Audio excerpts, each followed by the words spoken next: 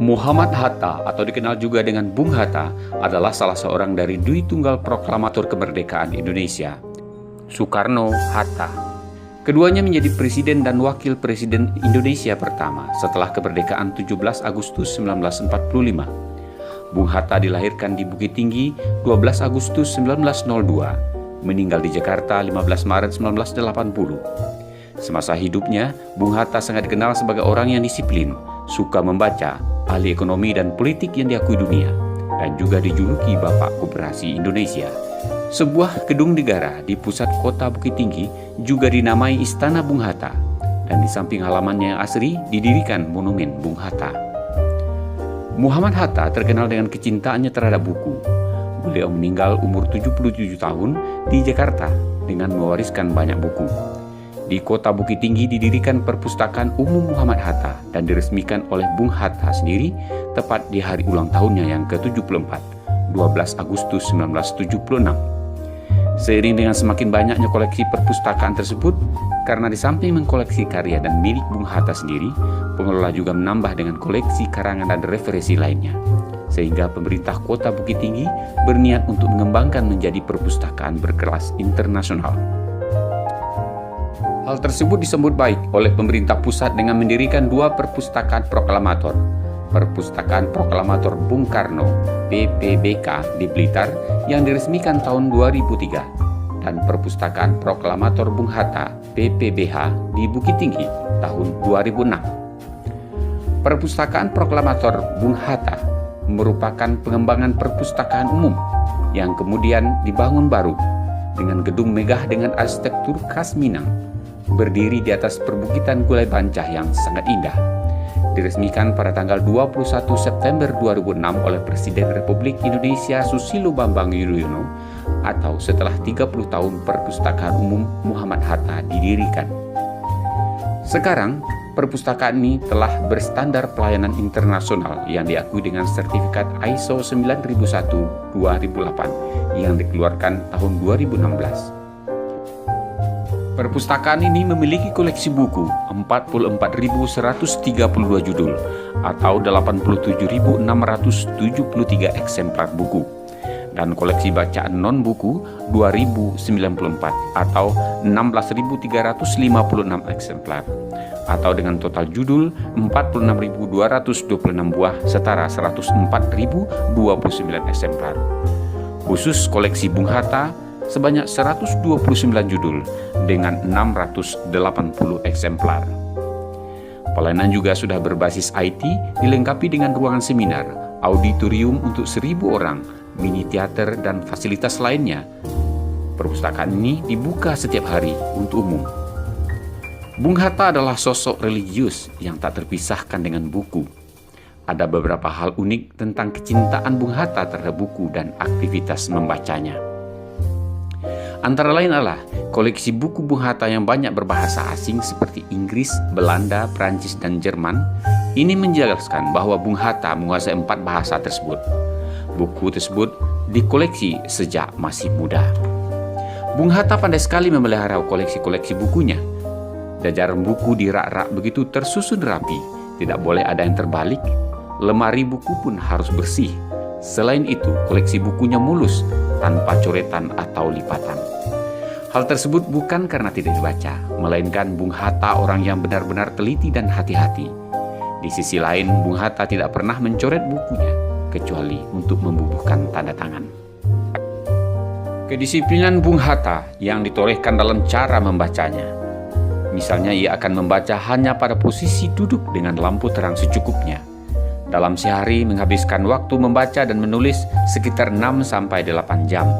Buku-buku yang berat dan bertema pelajaran dibaca malam hari, sedangkan buku ringan seperti roman dan lainnya dibaca pada sore hari. Ketika menikahi istrinya Rahmi Rahim, mas kawinnya adalah sebuah buku. Beliau sangat cinta ilmu pengetahuan dibanding harta lainnya. Bahkan dalam sebuah lelucon dikatakan bahwa Rahmi Rahim itu sebenarnya istri keduanya. Istri pertamanya adalah buku.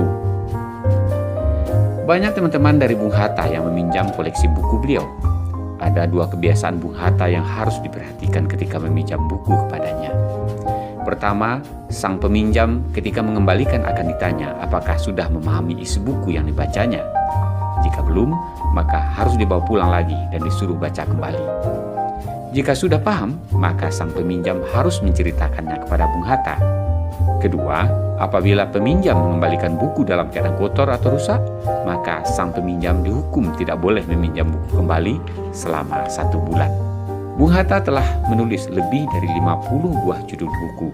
Belum lagi tulisan-tulisan yang lain yang tersebar di surat kabar, brosur, majalah, dan media lainnya. Ada juga kejadian menarik terkait cintanya Bung Hatta terhadap buku. Ketika pulang ke Indonesia dari Belanda, Bung Hatta membawa serta 16 peti buku.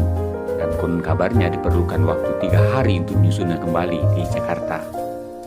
Kemudian ketika diasingkan pemerintah kolonial Belanda di Banda Neira, Maluku, dan Bouwendikul juga membawa 16 peti bukunya, sehingga waktu-waktu pengasingannya dihabiskan untuk membaca dan menulis. Bung Hatta menyukai buku-buku bertemakan ekonomi. Selain itu, buku-buku bertemakan kajian Islam, hukum, hubungan internasional, sejarah, biografi, dan sosial. Jumlah buku berkisar 10.000 judul dengan buku tertua tahun 1800 masih dikoleksi dengan baik.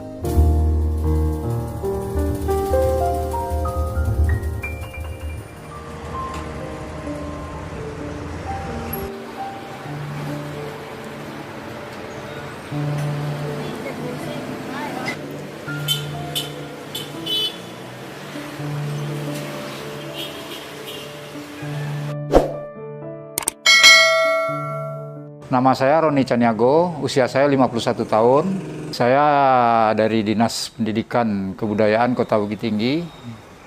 Ditugaskan di rumah Kelahiran Bung Hatta ini udah selama 8 tahun.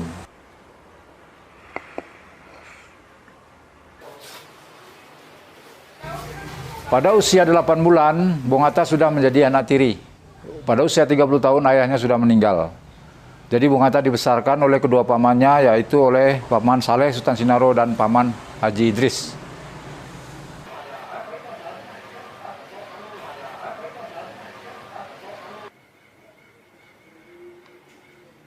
Bung Hatta pada usia 10 tahun beliau juga sering naik kuda, tapi bukan bendi ya, bugi namanya.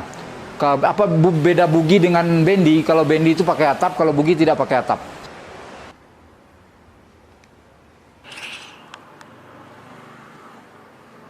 Bung Hatta tinggal di rumah ini hanya selama 13 tahun. Setelah itu nggak pernah kembali lagi. Kembali lagi Bung Hatta 1932. Itu pun Bung Hatta telah melamatkan kuliahnya di negeri Belanda. S2 lengkap dengan gelar Dr. DRS Muhammad Hatta. Kalau di rumah ini, pembangunan rumah ini dulu dibangun oleh neneknya 1860. Karena rumah ini udah rubuh habis, rata jadi tanah. Sempat tanah ini dijual oleh pihak keluarga Bung Hatta ke Bapak Sabar. Jadi tahulah Bung Hatta lahirnya di tanah ini, di rumah ini, dibeli lagi kembali sama pemerintah daerah Kota Bukit Tinggi. Dibangun kembali oleh pemerintah Bukit Tinggi pada tahun 94, selesai tahun 95.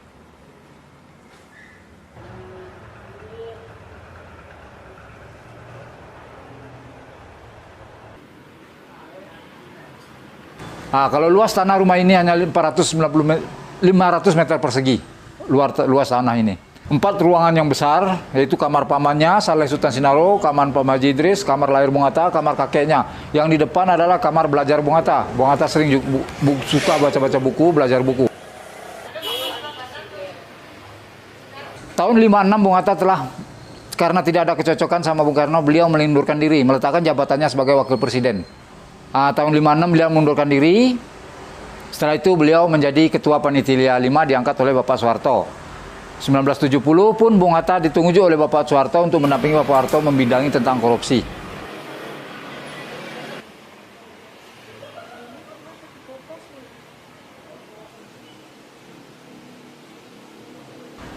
Tanggal 14 Maret 1980 Bapak Hatta meninggal dunia, dikebumikan di Tanah Kusir, Jakarta Selatan, di pemakaman umum, bukan makam pahlawan, itu permintaan dia sendiri.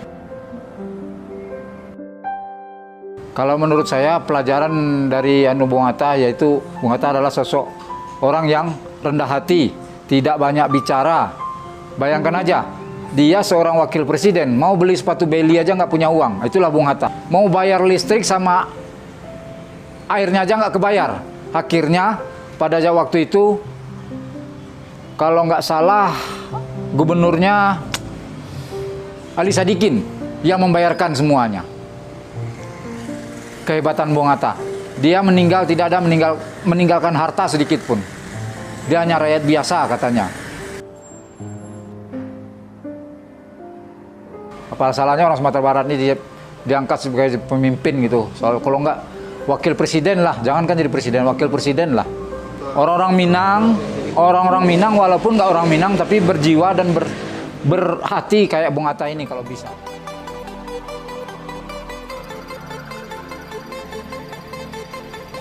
Ya, sahabat-sahabatku semuanya, saat ini saya sedang berada di Taman Bung Hatta, dan di belakang taman ini ada Istana Bung Hatta yang ada di Kota Bukit Tinggi. Nanti kita akan masuk ke dalam Istana Bung Hatta, akan melihat apa aja yang ada di dalam Istana Bung Hatta. Istana Bung Hatta atau Gedung Negara Tri Arga adalah gedung bekas kediaman Wakil Presiden Indonesia Muhammad Hatta yang terletak di pusat kota Bukit Tinggi, Sumatera Barat. Bangunan yang berdiri saat ini adalah hasil renovasi pada tahun 1960-an setelah bangunan aslinya dibumi hanguskan sewaktu agresi dua militer Belanda. Nama gedung mengambil simbol pemandangan sekelilingnya yang dikelilingi 3 gunung, yaitu Gunung Singgalang, Gunung Merapi, dan Gunung Sago. Sebelum kemerdekaan, gedung ini silih berganti menjadi tempat kedudukan Residen Padang Sibovel London dan Asisten Residen Agam. Selama 8 bulan, antara bulan Juni 1947 hingga Februari 1948, gedung berfungsi menjadi tempat kedudukan Wakil Presiden Muhammad Hatta. Menjelang agresi dua militer Belanda pada tahun 1948, Istana Bung Hatta dibumi hanguskan bersama sejumlah bangunan di Bukit Tinggi. Saat pendudukan ibu kota Yogyakarta oleh Belanda, Bukit Tinggi yang memang peranan sebagai ibu kota pemerintah darurat Republik Indonesia, menjadikan gedung ini sebagai salah satu basis PDRI. Setelah pemecahan Sumatera Tengah menjadi 3 provinsi pada tahun 1958, Gubernur Sumatera Barat pertama, Khairudin Dato Rangkayo Basa, menggagas renovasi gedung dan menyamarkan nama Gedung Negara Tri Arga. Itulah sejarah Istana Bung Hatta yang ada di Kota Bukit Tinggi, Sumatera Barat.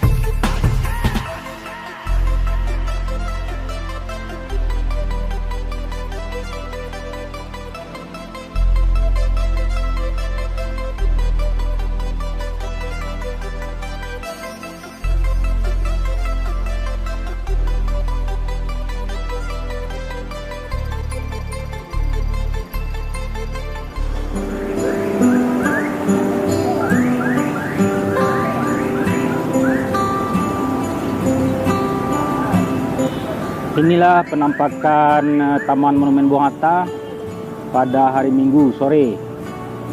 Lumayan ramai ya, seperti yang teman-teman lihat.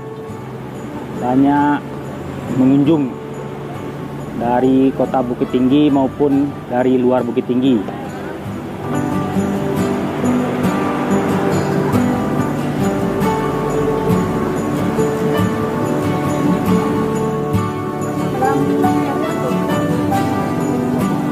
Di sini ada patungnya ya, patung Bung Hatta.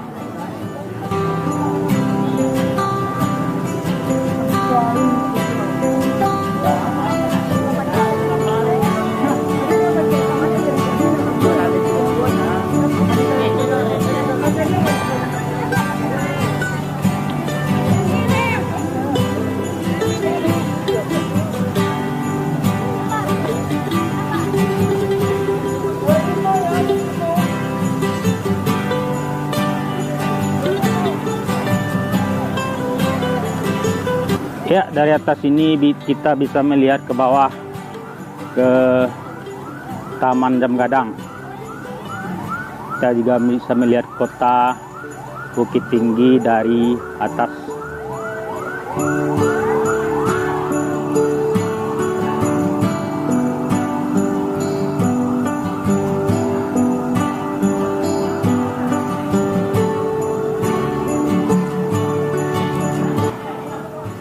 Ya, di monumen ini ada dituliskan pesan-pesan Bung Hatta.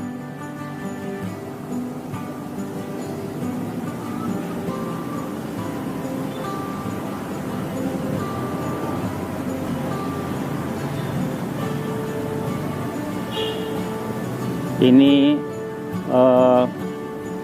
profilnya ya, info pribadinya Dr. Muhammad Hatta, lahir di Bukit Tinggi 12 Agustus 1902, wafatnya 14 Maret 1980. Sudah cukup lama ya, belum lahir saya nih.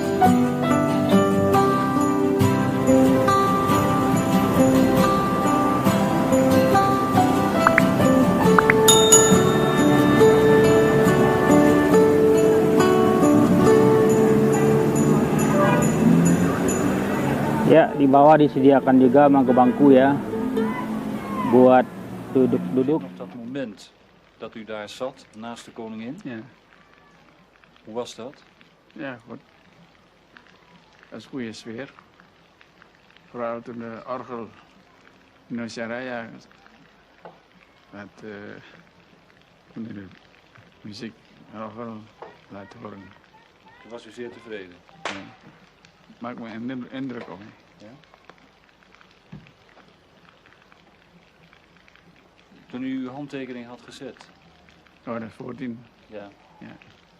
Dat was in november. Ja. Bij de soevereiniteitsoverdracht. Ja. Wat zei de koningin toen tegen u? Ja, voor Nederland. Gewoon niet veel. Hoor. Ik geloof, minister-president Drees heeft wat een paar woorden gezegd. Ja. Maar er werd niet veel gesproken. Niet veel. Waren ze wat bedroefd? Nee, Niet. nee. Wat was de stemming daar dan toen bij die Ja, goede stemming. Vriendschappelijk. En dacht u toen het is bereikt? Ja. Maar voor Nieuw-Guinea, Irian. Is er veel van de revolutie terechtgekomen, vindt u? Ja. En, ja, veel. Ze zijn onafhankelijk geworden. Ja. Maar bij de opbouw hebben ze moeilijkheden ondervonden. Ja. En nu? Ja, nu zijn we bezig om op te bouwen. Maar het is niet gegaan zoals, omdat die tussenin dan... En dan de Sukarno die het een beetje veel toegedaan van de PKI. Ja. Dat ze zelfs een staatsgreep genomen willen voorbereiden. En het resultaat is dat je in een militair regime komt in Indonesië. Dat dat niet hoeven te zijn.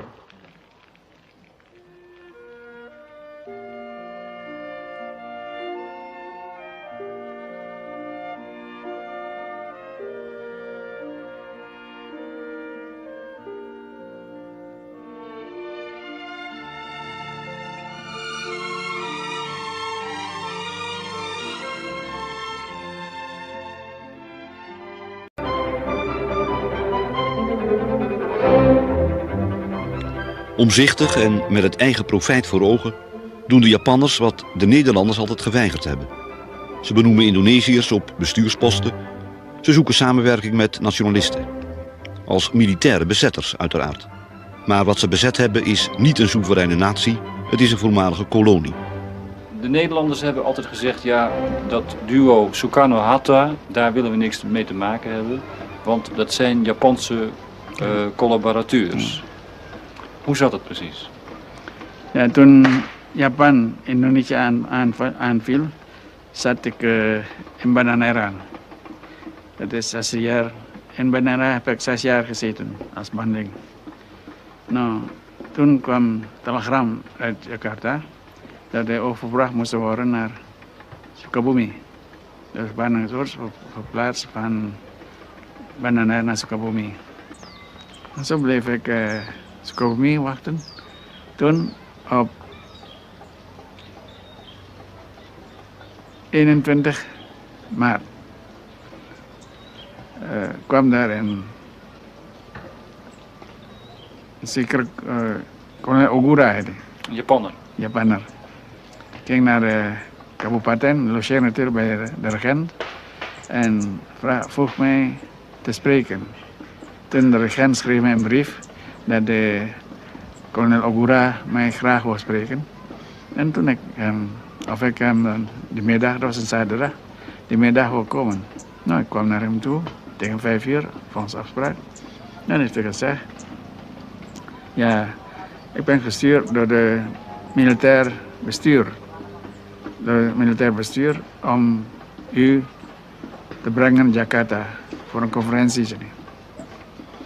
Nou, toen had ik gevraagd naar Jakarta en werd ontvangen door kolonel Nakamura, Nakayana, een kolonel. Ja. Nou, zei je, ja, groette mij en zo, vraag alle leden hoe is het met mij goed. En, ja, voorlopig goed. En wat wilden ze van u? ik zei ja, we willen met u bespreken houden, maar niet nu, later maar, over een paar dagen. Maar voorlopig bent u hier ons gast, onze gast. Dan hebben we voor u kamers gereserveerd in Hotel de Zen. We zijn nu niet meer Hotel de Zen. Maar toen was het mooiste hotel in Jakarta. Nou, zei nee, ik hoef niet naar Hotel de Zen te logeren, ik heb hier familie. No, u bent onze gast. Dus wij moeten voor uw verblijfplaats zorgen. Nou, alleen één ding moeten weten.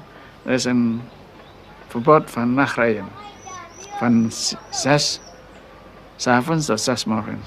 Maar we zullen u een auto wat plaatsen en teken dat u s'avonds mag rijden. Zo kreeg ik een auto. En ging naar het Hotel de Zen. En toen, tegen ongeveer 3 dagen daarna, 4 misschien, 4 dagen daarna, een conferentie gehouden in Gambir. Dat is het huis van een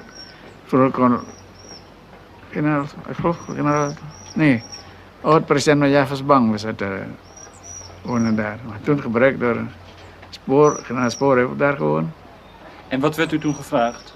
Toen gevraagd eerst over mijn ervaringen, over of wij in Nederlandse en Japanse dienst willen werken. Of u ambtenaar wilde worden? Ambtenaar wil ik geweigerd. Ik wil geen ambtenaar worden. Ik wil alleen ambtenaar worden als Indonesië vrijkomt. Maar toen heb ik gevraagd, ja, wat wil Japan hier doen? Wil Japan hier Indonesië koloniseren of niet? Nee, dat kan Indonesië, we willen niet Indonesië koloniseren, maar wel Indonesië vrijmaken. Dat geeft een eer van soldaten. Dus hij belooft u dat min of meer als, ja, hij belooft soldaat? Ja. Dus ik kan dat vasthouden. Dus goed, ik zal het piekeren zeggen. Maar ambtenaar wil ik worden. Maar hij heeft even gezegd, ja, wilt u maar een adviseur van de Japanse regering? Nou, dat wil ik aannemen. Op 1 voorraad. Dat mijn kantoor geen enkele Japaner zit. Dat ik dan de chef ben van dat kantoor. Dus ik moet geen...